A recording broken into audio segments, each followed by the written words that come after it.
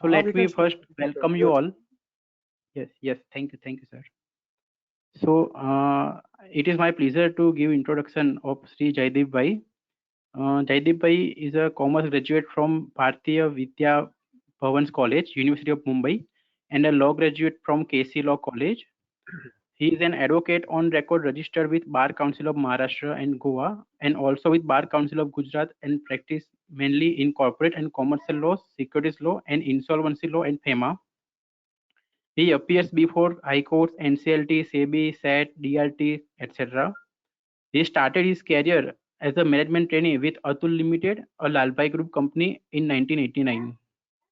He has actively coordinated with statutory authorities like SEBI, NSDL, CDSL, etc. He has now diversified into other areas of law, which includes mainly insolvency laws, FEMA, apart from his existing areas of practice in corporate legislation, security law, and commercial law. Sir, with this brief introduction, I request you to take the charge, and sir, floor is yours. 1 minute, let me adjust PPT. Yes, sure, sir, sure.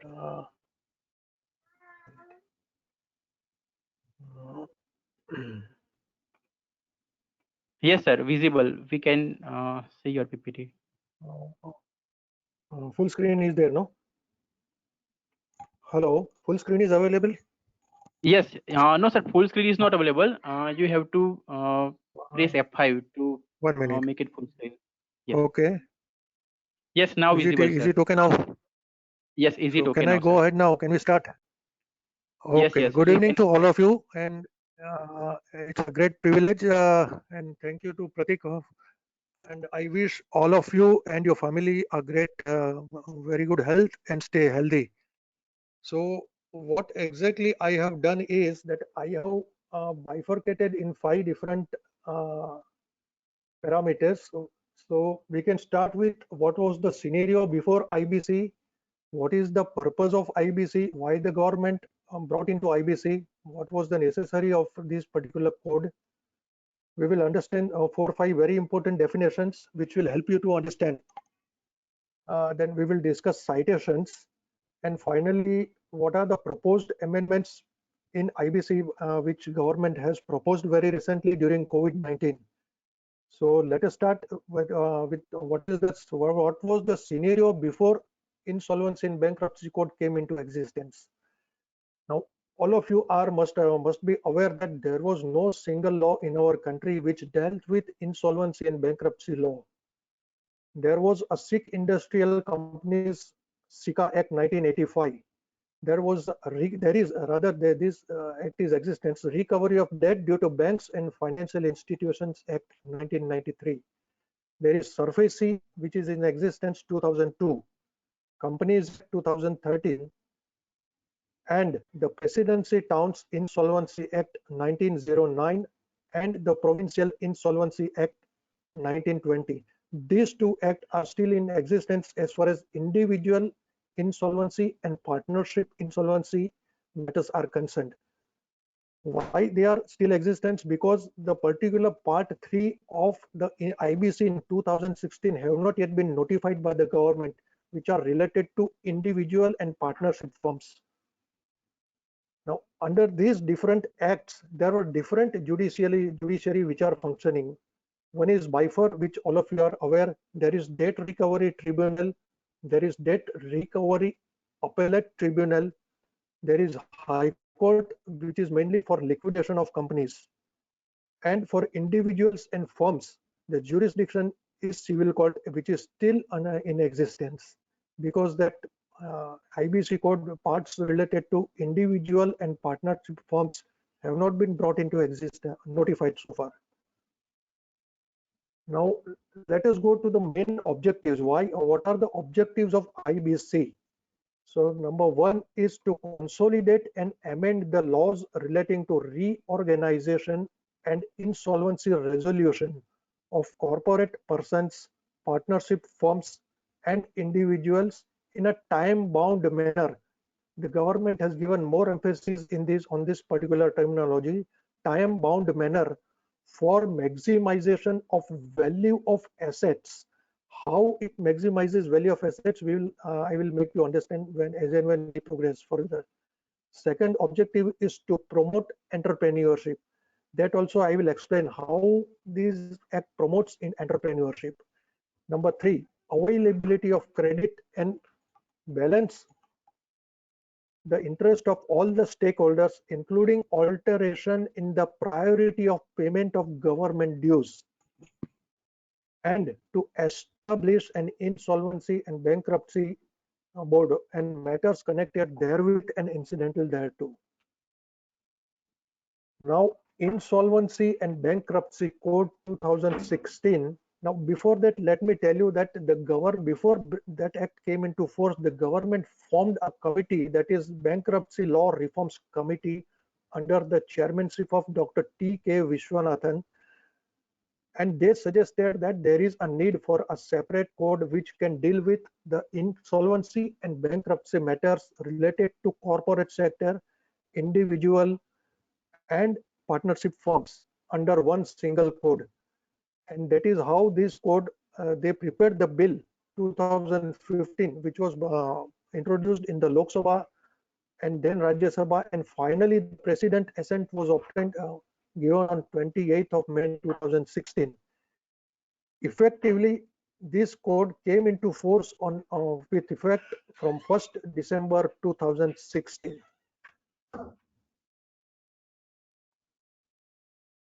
Applicability of the code. This IBC code applies to any company incorporated under the Companies Act 2013 or any previous company law. Second, any other company governed by any special act for the time being in force. Any LLP incorporated under the LLP Act 2008. Number 4, such other body incorporated under any law for the time being in force as the central government may by notification specify in this behalf. Number 5, personal guarantors to the corporate debtors. 6, partnership firms and proprietorship firms and individuals. Now let us understand some of the important definitions. The most important definition, according to me, is the definition of debt, which is defined under Section 3, subsection 11 of the IBC. It defines that the debt means a liability or obligation in respect of a claim which is due from any person and includes a financial debt and operational debt. What is financial debt and operational debt? That is also defined separately under IBC. What is the meaning of default? Default means non-payment of debt when the whole or any part or installment of the amount of debt has become due and payable and is not paid by the debtor or the corporate debtor, as the case may be. Now the definition of person under Section 3, subsection 23 of IBC, it includes an individual, HUF, a company, a trust, partnership firms, LLP, any other entity established by a statute, and includes a person resident outside India. Now, let me explain the terms financial debt and operational debt in order to understand the various citations which we will be discussing later on. Now, there are 9 different categories which are of financial debt which are defined. I have not mentioned each and every one, but 3 I have defined here for the purpose of better understanding. One is money borrowed against payment of interest. Second, any amount raised under credit facility. And third, any amount raised by issue of bonds, debenture, etc.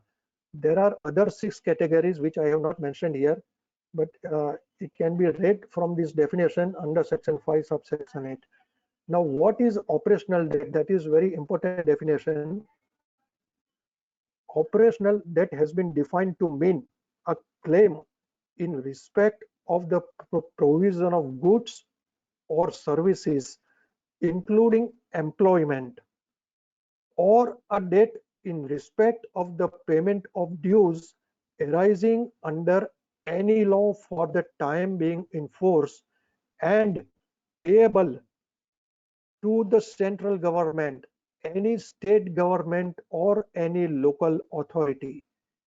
It is very clearly defined in the operational debt that the amount payable to central government, any state government, or any local authority. In spite of the fact that it has been defined, there has been so much of confusion as far as the statutory dues are concerned. We will discuss that as and when we progress. Now, what is the insolvency commencement date? It has been specifically defined under section 5 subsection 12. The date of admission of an application for initiating CIRP, corporate insolvency resolution process, by NCLT under section 7, 9 or 10 as the case may be. Section 7 applies to the financial creditor. Whenever the financial creditor wants to make an application to the NCLT, they have to make under section provisions of section 7. Similarly, for operational creditor, the provisions are defined under section 9, and section 10 is for corporate debtor itself.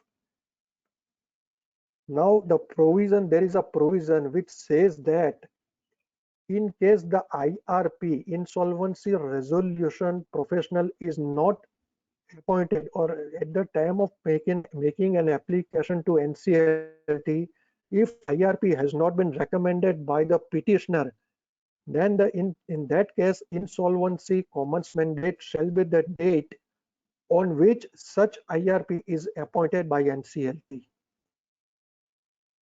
Now, I just wanted to explain in brief about the limitation period. Now, for the purpose of understanding what is the limitation, so there must exist a debt. There must be a default in payment of such debt. Now the question is now the question here is, how old can the event of default be? Now, let me explain you that. In one of the decided case, that is Nilkanth Township and Construction Private Limited versus Urban Infrastructure Company Limited.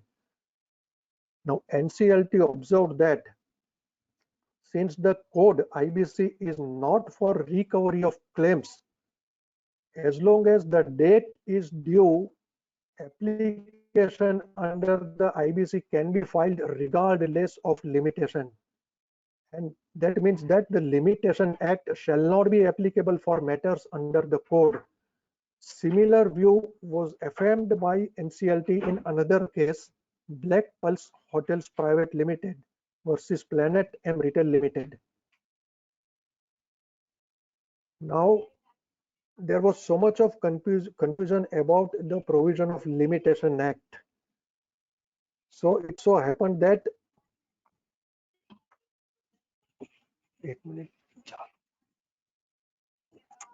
new section 238A was inserted with effect from 6th of June 2008 in the IBC, which states that the provisions of the Limitation Act 1963 shall apply to the proceedings or appeals before the NCLT, NCLAT, DRT as the case may be. Now here again there was a question that for which period such limitation period is to be determined. And to settle this matter, the Honorable Supreme Court in one of the case, BK Educational Services Private Limited versus Parag Gupta and Associate, wherein the Supreme Court held that the Limitation Act will apply to the IBC on and from its very commencement, that is 1st December 2016. That is the date on which the provisions of IBC came into force.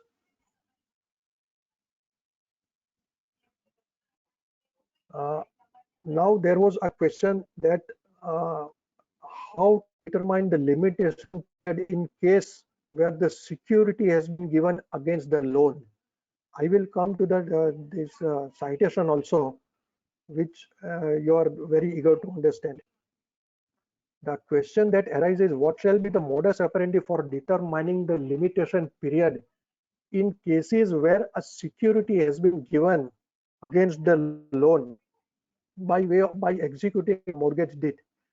So in light of similar facts, the NCLAT, the appellate tribunal, in the matter of Bishop Biraja Paul versus Edelweiss ARC Company Limited, the NCLAT held in this case that where a valid mortgage has been entered into, the period of limitation shall be determined in light of the Article 62 of the Limitation Act, which provides that the application for enforcing payment of money secured by a mortgage or otherwise charge upon the immovable property shall be subject to a limitation period of 12 years.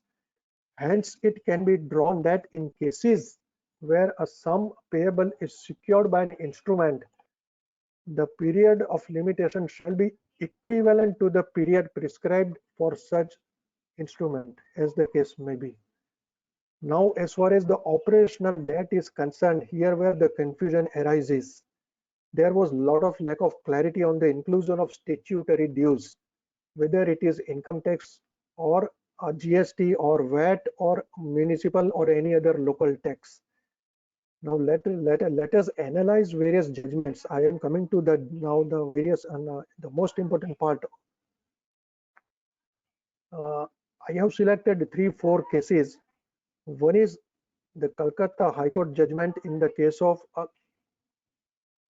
Akshay Jhunjhunwala versus Union of India. Second landmark case I have decided is the Synergies Dure Automotive Limited. Third case is the case of Leo Edibles. That is a very interesting case. We will come to that. And the fourth one is Ultratech Cement Limited. That is another important case where the dues payable to GST department was challenged, and that was decided very recently, almost about a 1 month back only. We will come to that. Now let us come to this case of Calcutta High Court. The matter was Akshay Jhunjhunwala, the person who filed a writ petition in the Honorable High Court of Calcutta. This case decided mainly the constitutional validity of the Insolvency and Bankruptcy Code. So I will do one thing. I will skip that right now. If the time permits, we will take up this matter. It is mainly related. In this case, the Calcutta High Court decided in favor of the Government of India. This person challenged the constitutional validity of the IBC code itself. So if the time permits, I will come back to this.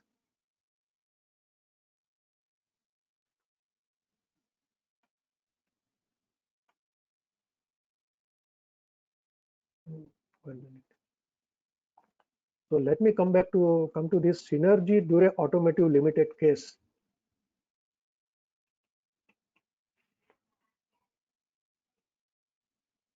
Am I audible now? Hello. Yes, yes, sir. Okay. Okay.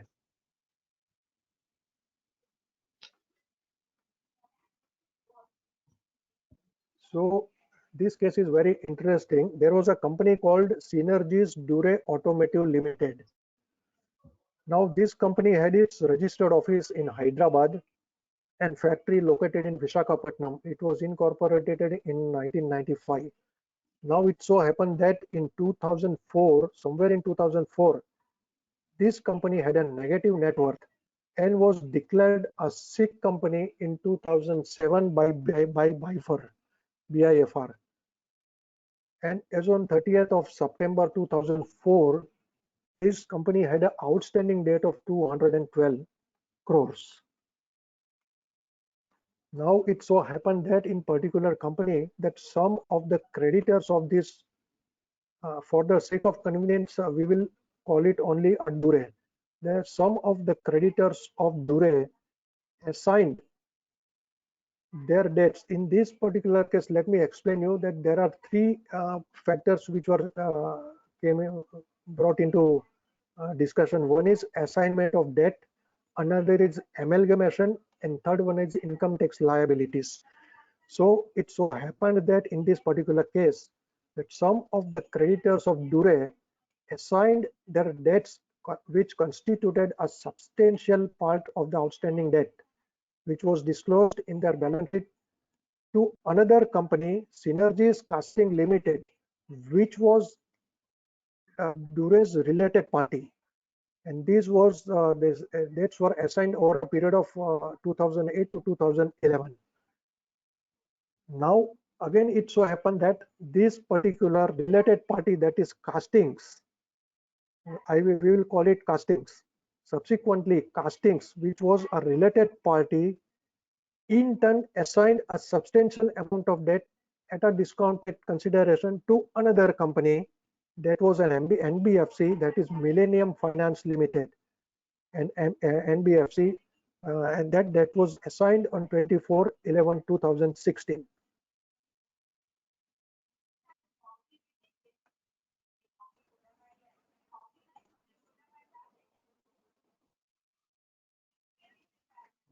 I think there is some problem. It is visible.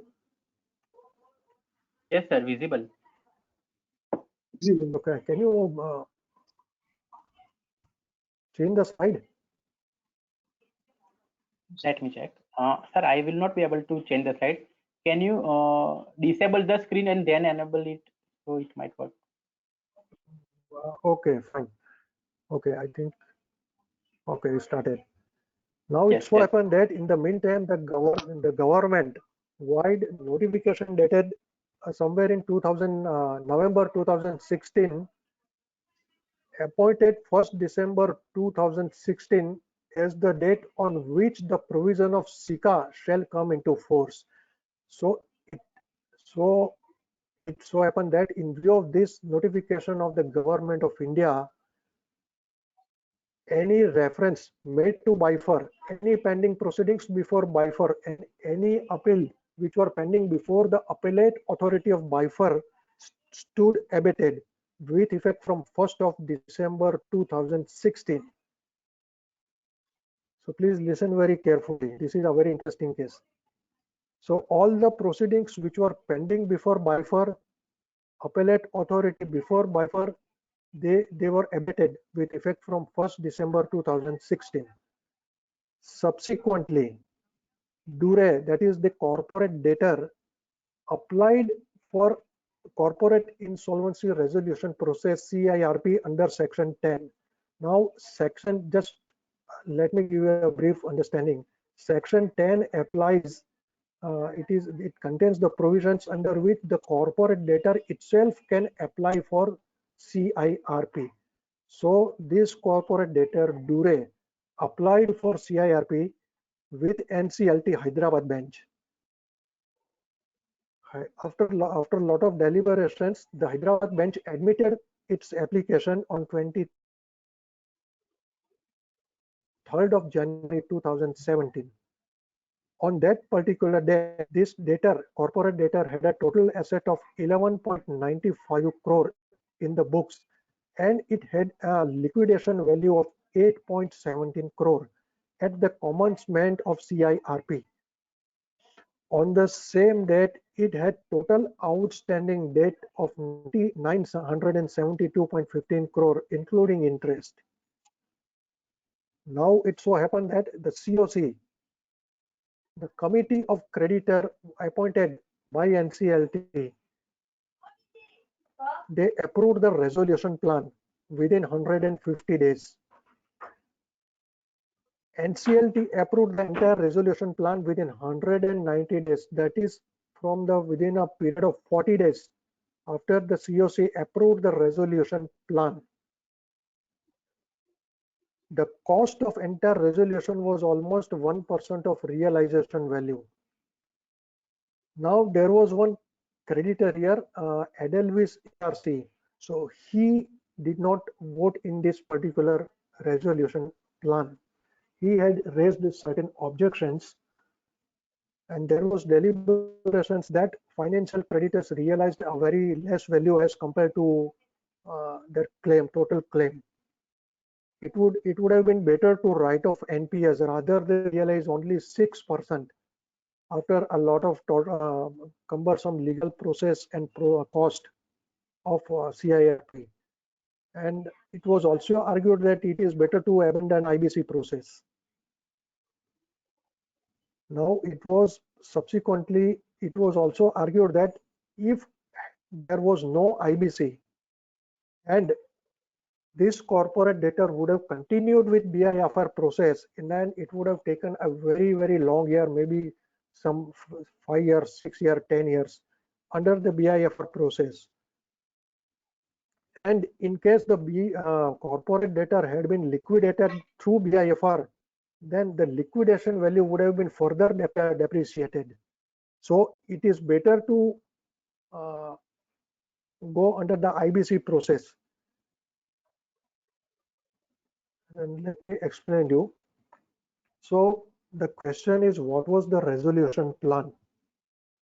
The resolution plan was to amalgamate this corporate debtor with its related party, Castings Limited. Now it was argued that under the provisions of IBC, the legal issues came into existence. It was argued that Insolvency and Bankruptcy Code, the provisions of IBC do not envisage amalgamation, which extinguishes the entire corporate debtor itself. It was also argued that the amalgamation violated the provisions of the Companies Act,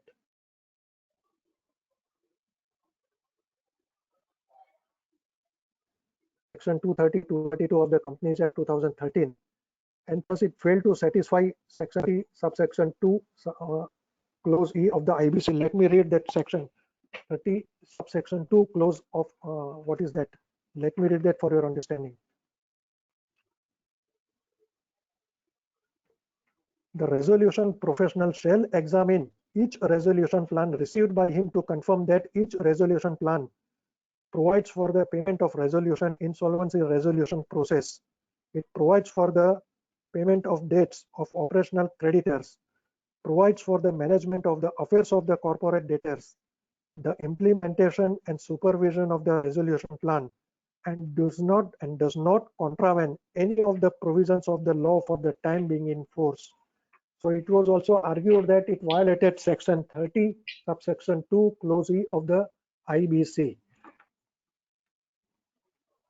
Now, it so happened that this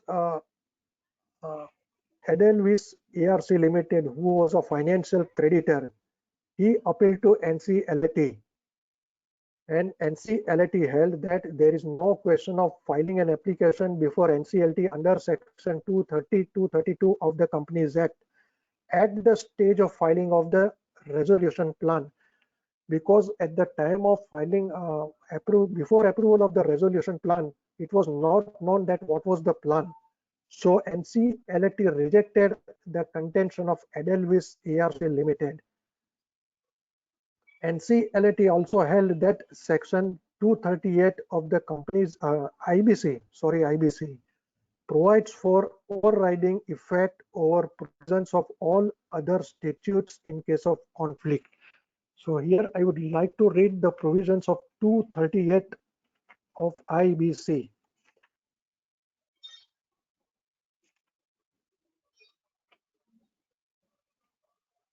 Now, the provisions of this code to override in the Section 238, which was brought on 6 June 2018, it states that the provisions of this code, that means the provisions of IBC, shall have effect notwithstanding and inconsistent therewith contained in any other law for the time being in force, or any instrument having effect by virtue of any such law. So Section 238, which was brought in June 2016, it states that the provisions of IBC shall have overriding effect over the provisions of all other statutes in case of conflict.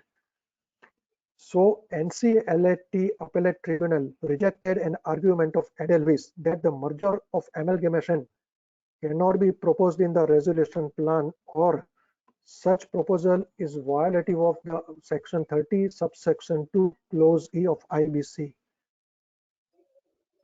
Now, as I told you, that the resolution plan provided for amalgamation of the corporate debtor with its related party, Castings Limited.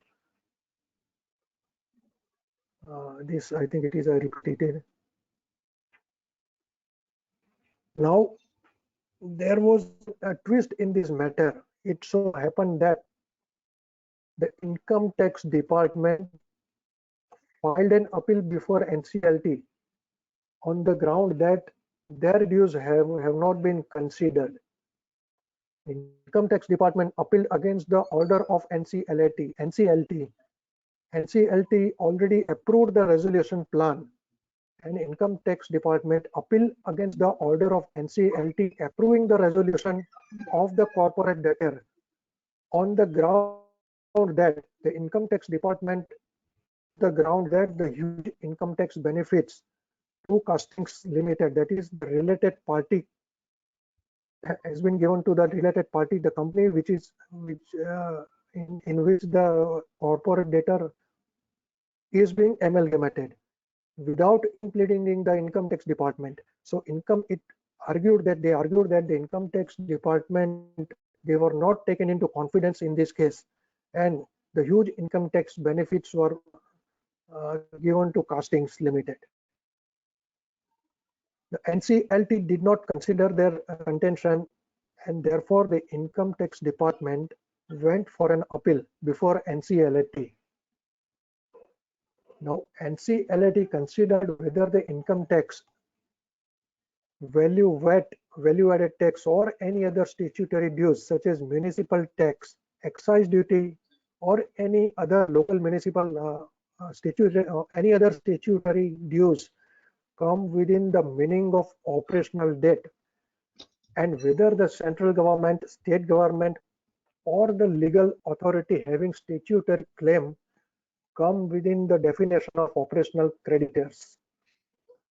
So the question before NCLT to decide was whether the statutory dues, including income tax and VAT or GST, whether they are operational debts or not. Now the operational NCLT, they observed that if the company, that is the corporate debtor, is operational, that is if it is a going concern, only in such case the statutory liability, that is the income tax or value-added tax or any other tax arising out of the existing law, only in such case, that is when the company corporate debtor is a going concern, in such case the statutory liability dues, statutory dues arises when the company is operational. And NCLT hold that such statutory dues has a direct nexus with the operation of the company. That is, if the company is in operation, then only such the payment of statutory dues arises. And therefore the NCLT said that all statutory dues, including income tax, VAT, etc., come within the definition of operational debt.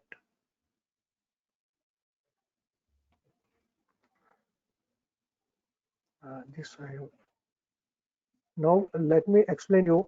There is another interesting case which I am coming to that. So NCLT in that case finally held that the income tax, VAT, GST, and all other statutory dues, including municipal tax, they are the operational debt. They are not financial debt. Now, Chapter 3 of Part 2 of IBC deals with liquidation. So what is the position of statutory dues in case of liquidation of the company? So in case of liquidation of corporate debtor, so earlier we discussed about the CIRP, Corporate Insolvency Resolution Process. What we are now discussing is in case of liquidation of the corporate debtor. Now, Section 53, subsection 1 of IBC provides for distribution to be made through waterfall mechanism. I will tell you that now, as per under the particular Section 53, the distribution of the money should be made in this particular order. The top priority is the cost of insolvency resolution process. It should be paid in full. Second priority is workmen's dues and secured creditors. Third priority in case of liquidation is wages and any other unpaid dues of employees other than workmen. Fourth priority is unsecured dues, unsecured creditors, sorry. And the last priority is any amount due to the central government and state government. So you will observe that in case of liquidation of corporate debtor, the last priority is given to the statutory dues payable to the central government and state government. Now, in this case, I will take you to this 1 minute.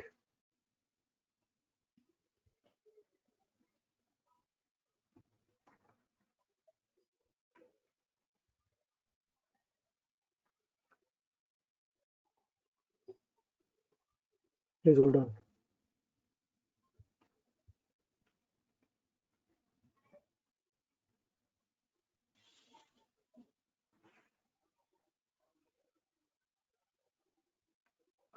Now I want to discuss what this is another case.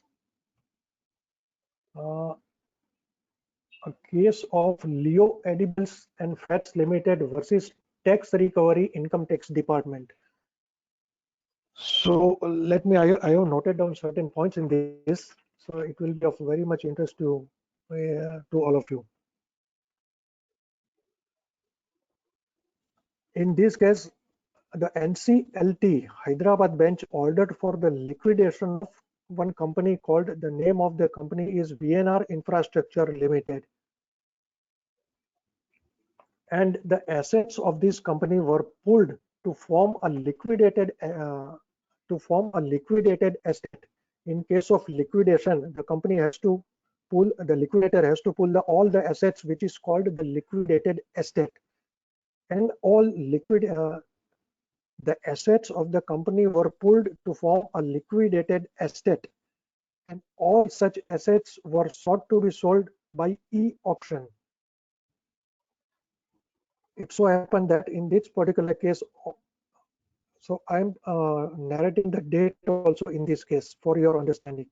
So in December 2017, the liquidator published a notice for e-auction sale,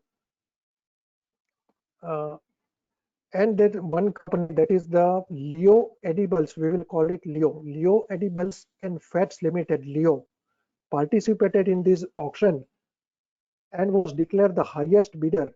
His bid was for 11.55 crore rupees for the immovable properties of the corporate debtor, which was located in Hyderabad.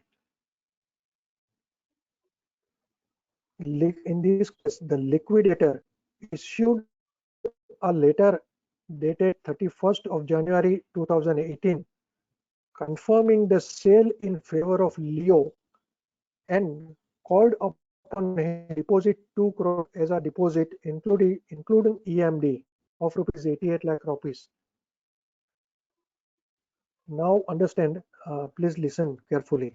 Liquidator issued a sale letter on 1st December 2018, which was received by Leo on 19th February, and also requested him to call the balance payment of 8.66 crore within 15 days. And they also mentioned that if it is not paid, EMD will be forfeited. Now, on this particular stage, the Leo, that is the party which was declared successful bidder of the VNR Infrastructure Limited, which was being liquidated. The Leo came to know that in this particular case, that the property purchased by it was subject to attachment by Income Tax Department. Here there is a twist. It came to know that there is an income tax attachment on the property which he has already purchased, uh, and there is an attachment of Income Tax Department pursuant to the recovery proceedings initiated by the Income Tax Department against the VNR Limited in liquidation. So the Leo, the party which purchased the property, he wrote a letter to the liquidator to get the attachment withdrawal from the Income Tax Department. However, the liquidator in this case, again, instead of cancelling the attachment department, it called upon the Leo Limited to pay the balance amount within the stipulated period, filling which their EMD will be deposited.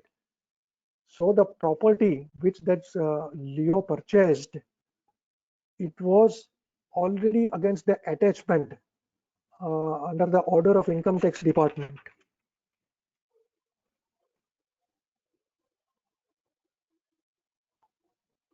And now it so happened that this Leo Limited, they applied for the registration of this purchase sale deed agreement to sell. It applied to the sub registry Hyderabad, and sub registry rejected its request for registration of this sale deed on the same contention that there is an income tax department. Hence, it rejected the application for registration of sale deed of this Leo Limited.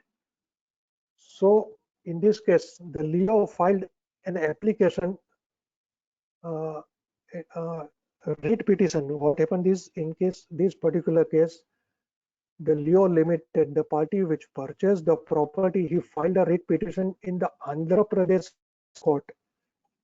Listen carefully. Seeking an interim order and directing the Income Tax Department, and in that interim writ petition, he requested the Honorable High Court of Andhra Pradesh High Court that the income tax, the attachment order already passed by the Income Tax Department should be withdrawn. It directed the Honorable High Court to recall the attachment and directing the Sub Registrar of Hyderabad to register the sale of property.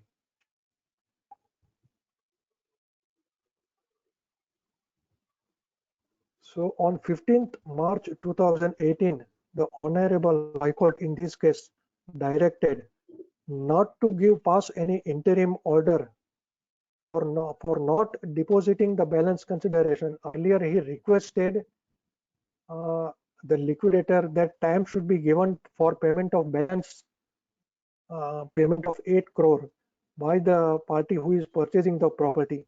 So in this particular case, High Court directed that interim order cannot be passed for not depositing the balance amount of the property against the sale consideration, and it is bound to comply with the part of the sale consideration. So High Court directed that he has to pay the balance amount. However, the High Court directed that the amount of such sum deposited to the liquidator shall not, the High Court directed to the liquidator that the amount already deposited by the Leo Limited shall not be disbursed to any party. It should be kept in his custody only. Subsequently, the High Court took note of the amount paid by the Leo, directed the sub registry to register the sale deed. So High Court also directed the sub registry to register the sale deed, which earlier it was refused by the sub registry. But at the same time, in the High Court order, The High Court also directed that the attachment already done by the Income Tax Department will continue. Now, let me tell you further in this case that High Court, Honorable High Court of Andhra Pradesh held that the Income Tax Department, who was the first respondent, cannot claim any prior merely because the fact that the order of attachment dated 27th of October 2016 issued by him was long prior to the initiation of liquidation proceedings under the code against VNR Infrastructure Limited. The High Court directed that although the income attachment order was prior to the application before the NCLT for liquidation, the High Court cannot claim any priority. Now, High Court, let me in this case explain you the provision of section 36 subsection 3 clause B of the IBC. In case of liquidation, what it states. Now, the provision of section 36 subsection 3 states that the liquidation estate shall comprise all liquidation estate assets, which shall include the following. Now, subsection 3 clause B states that it shall include all assets that may and may not be in possession of the corporate debtor, including but not limited to encumbered assets.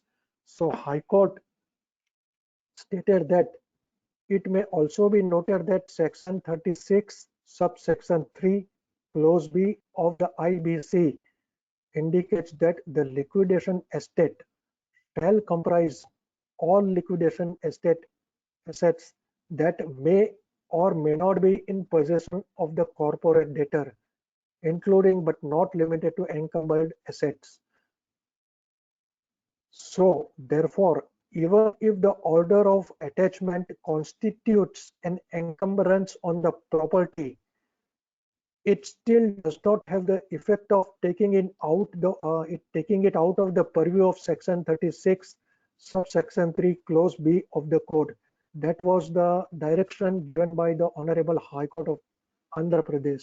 So even it stated, so what I meant to say that even if the property was attached by the Income Tax Department of Hyderabad, it cannot argue that since the attachment order was passed by the department much before an application for liquidation was made before NCLT Hyderabad bench. So, therefore, even where the statutory authorities passes an order for the attachment of properties, the dues payable to them would not constitute secured debts. So, if the property, even if the property is has been attached by any income tax department or any other department of the government, whether it is IT department or GST department or VAT or any other local authorities, it would fall within the scope of section 53 subsection 1 clause E, which I have told you that it will fall under the waterfall mechanism, that the priority will be given as per the priority list given in section 53 that I have explained earlier. So in this case also the priority will be the fifth, the last priority will be given to the statutory dues payable to the income tax authorities.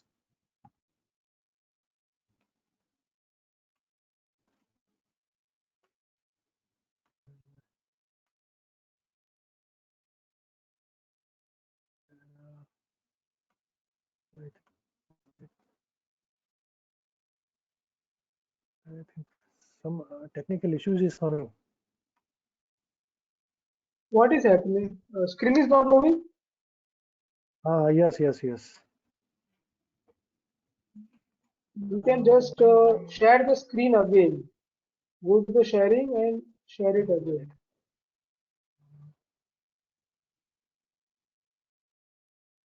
So can you tell me the time remaining?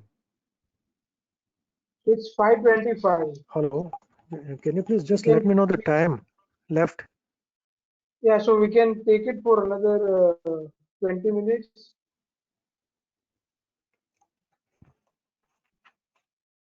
Okay, okay, okay. It's okay. It is okay. It is okay. It is okay.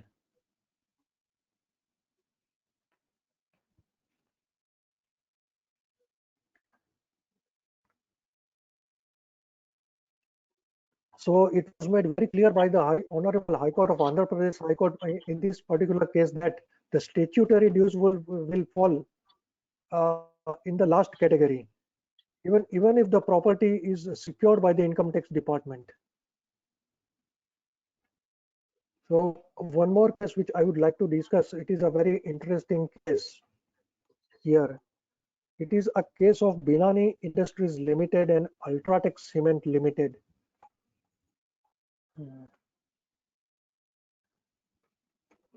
It so happened that the Binani Cements Limited had gone into insolvency and was acquired by Ultratech through the corporate insolvency resolution process in 2018. Now the price at which the Binani was taken over by Ultratech Cement, which was after taking over this Binani Cement, the name of the company was changed to Ultratech Cement Nathdwara Limited. So after the resolution process was approved, CIRP was approved by NCLT in 2018. The Ultratech total value offered by Ultratech Nathdwara Limited was 7,900 crore. After the entire process was over, the GST department in this particular case subsequently, after the company was taken over, Binani Cement Limited was taken over by Ultratech.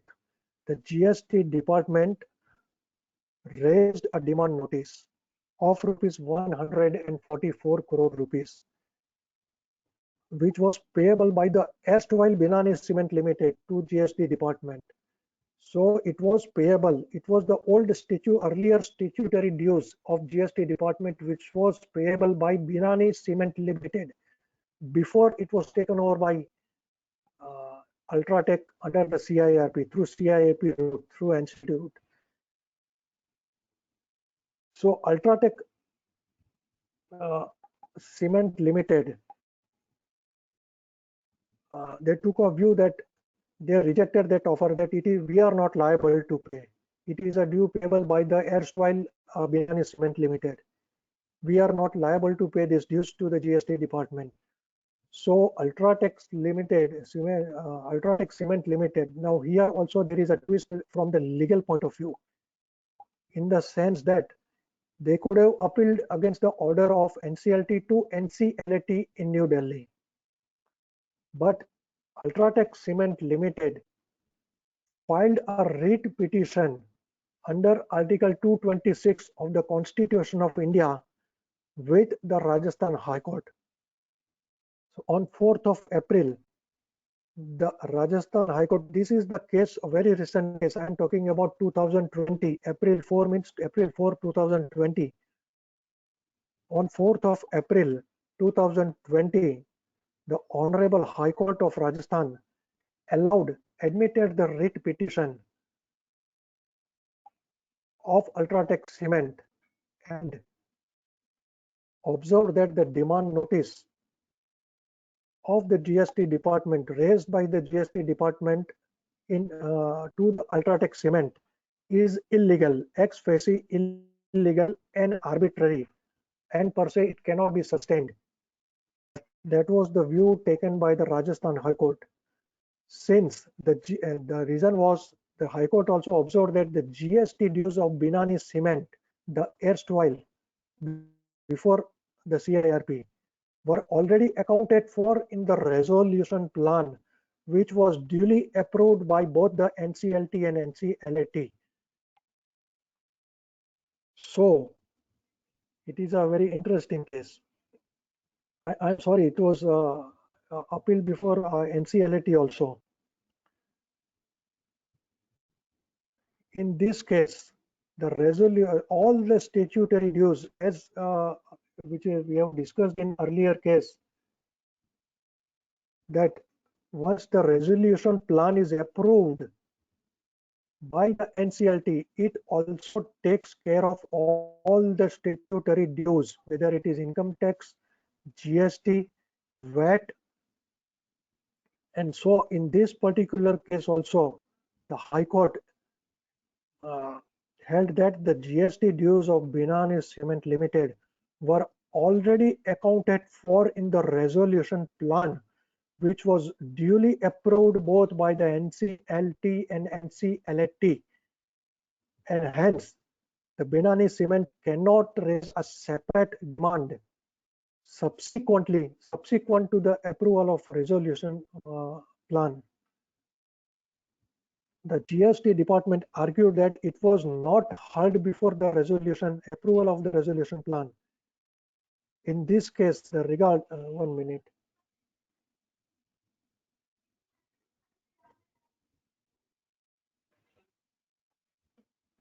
The GST department took the stand that they were not given they were not given an opportunity of being heard before the approval of the resolution plan. So when the resolution plan of Ultratech Cement was approved by the NCLT, by the Committee of Creditors, they were not given an opportunity of being heard. That was the contention argument of GST department before the High Court.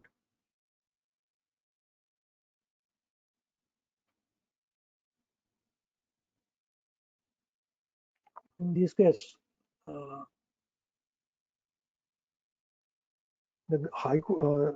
Honorable High Court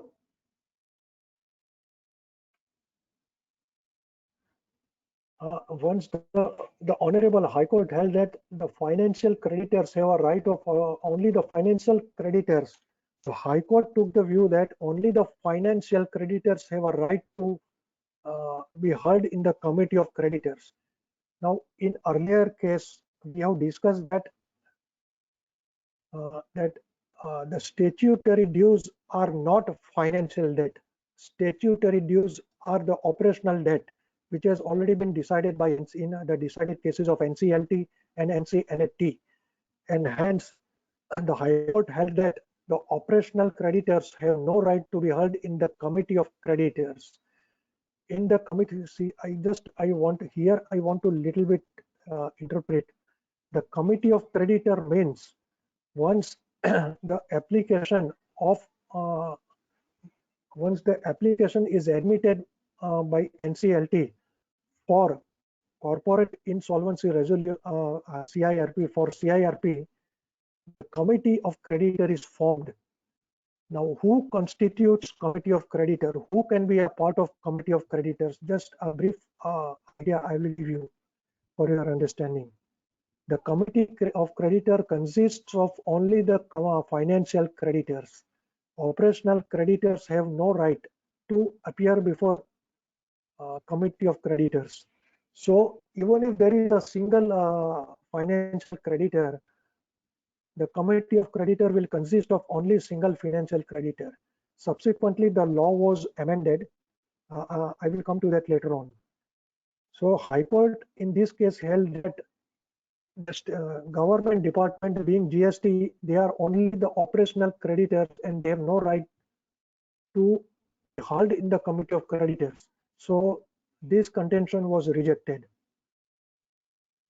The High Court held that once the offer of the resolution applicant is accepted and resolution plan is approved by the appropriate authority, that is the NCLT, the same is binding on all concerned to whom the industry concerned may be having statutory dues.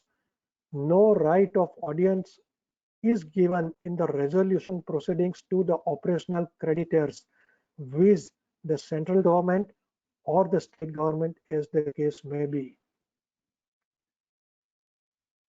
Let me come to this, some of the amendments in the insolvency and bankruptcy code. Now, new section 29A inserted. So I will come to that later on. First, I will come to the provisions which are related to that operational creditor.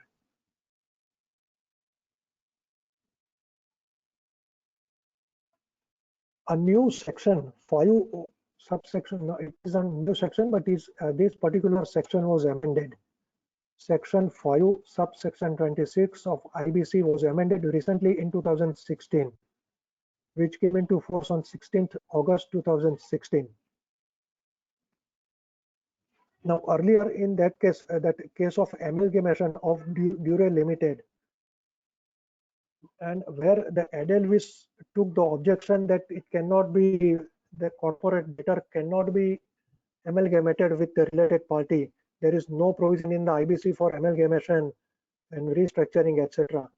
So this particular section was amended, section 5 subsection 26. And the new amended section, now it states that a resolution plan may provide for restructuring of the corporate debtor, including by way of merger, amalgamation, and demerger. So earlier that was not there. So in case now any company, say in case of say Ultratech, just for an example, I'm just giving you an explanation. In that particular company, Dure, forget about Ultratech, Dure acquired this related party casting acquired the corporate debtor Dure Limited. So if the similar situation arises in future for any other company, and if that company wants to restructure, wants to merge that company, wants to amalgamate by way of merger or amalgamation or even demerger, that is now possible after this amended section, which came into force on 16th August 2019. Now let me come to another important amendment. Excuse me, I just wanted to know what is the time left. Can you tell me? Hello? Hello? Yeah, we can keep it for 5 minutes. Or we have questions Okay. as well. So, according to Can you, we? your convenience. No, if time is very limit, we can straight Yeah, away it's go to question. limited. So let's have just 1-2 questions. Okay, fine. Please, I will be happy to take. Please, please, go ahead. I will be sharing this PPT. I will already shared, I think. I already shared today So it itself. will be shared with all the participants who have attended. It will be emailed to them. Right. Okay. So we can take the questions if you. So questions have already come to you, or it is in some chat box? Hello. It is there. Hello, sir. Yeah. Hello, Yeah. sir. Yes, madam. Yes, Yeah. you can hear Tell me. me. Thank. I am audible. Yes. Yeah. So I was just wanted Yes. to know, just wanted to understand that when amalgamation or any Right. restructuring is there in the Right. resolution plan, and if there is a tax liability Right. arising out of the restructuring plan, how is that dealt Right. with in the resolution plan or after that? Is the tax So, department good? Because the CD no. will dissolve, right? So any benefit that the CD CD will. has. No. In this Yes. case, I have. If you have listened me, so all this even in case of restructuring, amalgamation, or merger, demerger, whatever it is, G. the statutory liability becomes an operational debt.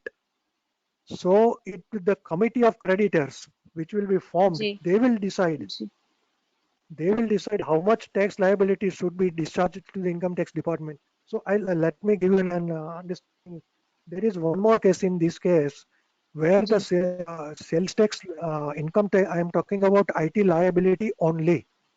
Okay. In the case Yes, of income tax liability. in the case of income tax liability in case of Raj Oil Mills Limited.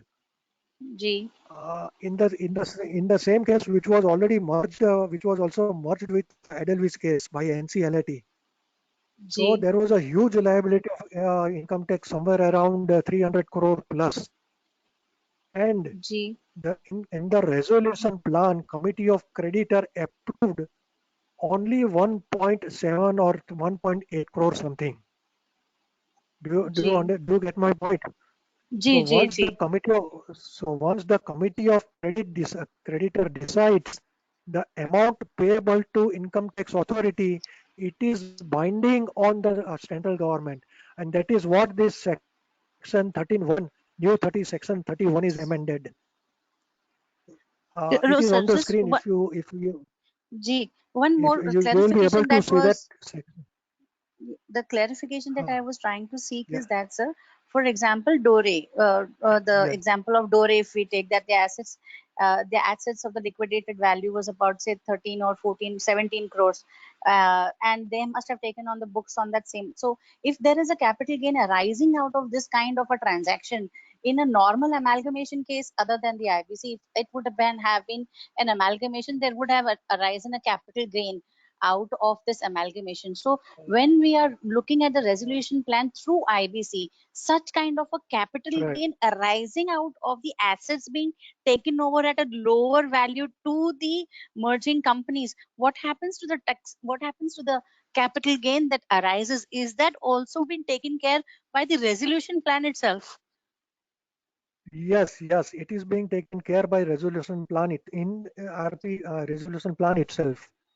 Yes, Oh, okay. So the RP can see, or the person who is making the resolution plan can incorporate the clause that the capital gain arising out of the amalgamation can be whatever yes, amount, irrespective of the amount, can be dealt with in A manner or a B manner or a C manner.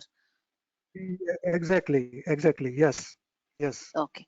Yeah, thank you very much, sir. Thank you very much. It Yes. was a very big question in And, my mind, and I was not able to get an answer and, to it. and if you see this section 31, it is already on the screen right now. That Ji, the government amended this section 31.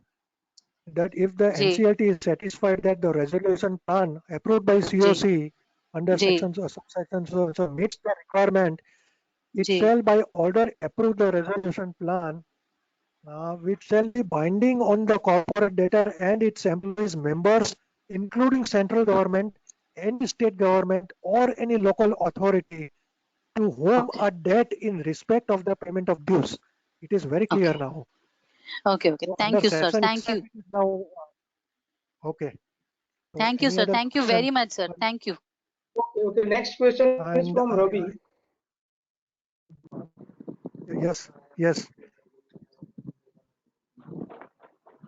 Hello. Yeah, I am. I can hear you. Tell me.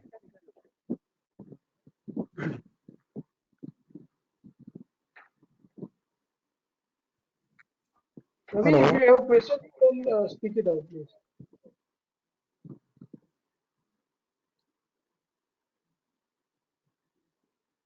I hope His it voice will is, not log off automatically. let Will it me, log off automatically? no, I will just, Hello. Yeah, if you can just action for 5-10 minutes so I can take question answer if possible. yeah, it Or will you not can log out send me mail automatically. also. Okay. Fine.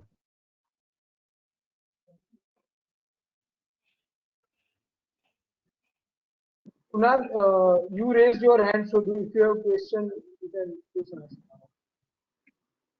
Uh, am I need to check any chat box? Chat box is a question is not there, but he has raised his hands. Okay.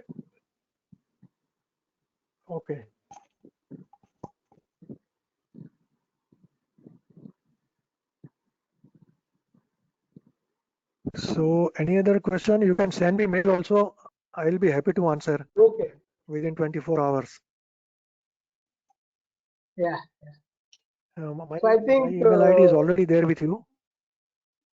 Yes, yes, your email ID is there. So I will share your presentation to everyone, and so if they can Please, reach out please, to you please. or me Okay. for any query, and if they are Anytime. reaching out to me, I will definitely pass it on to you. So I think that's some of Yeah, my the email session ID. today. Okay, and I hope audience have understood. Get audience have gained some knowledge.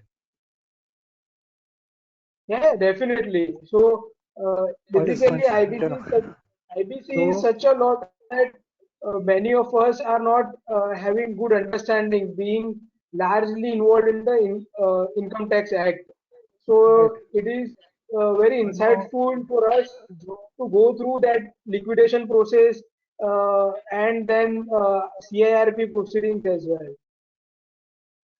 I think, in fact, there are so many other interesting cases also, but within a short span of 1 hour, it is difficult to explain each and everything.